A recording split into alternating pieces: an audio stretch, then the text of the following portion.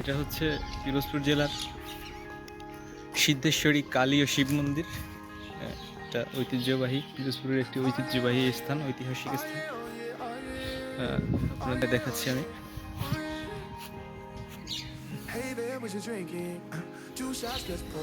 এটা রায়ের কাঠি, পাশেই রয়েছে জমিদার বাড়ি।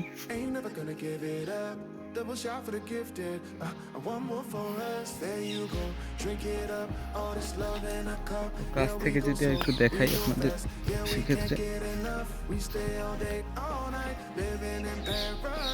পরিত্যক্ত অবস্থা আছে।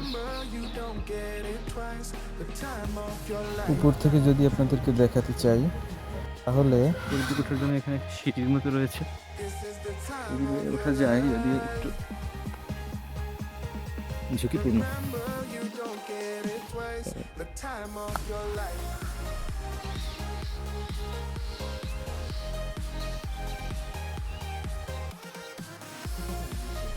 টিয়া পাখি।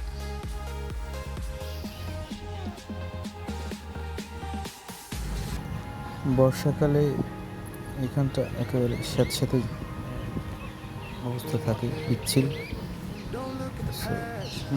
এখান থেকে সতর্কতার সাথে নামতে হবে।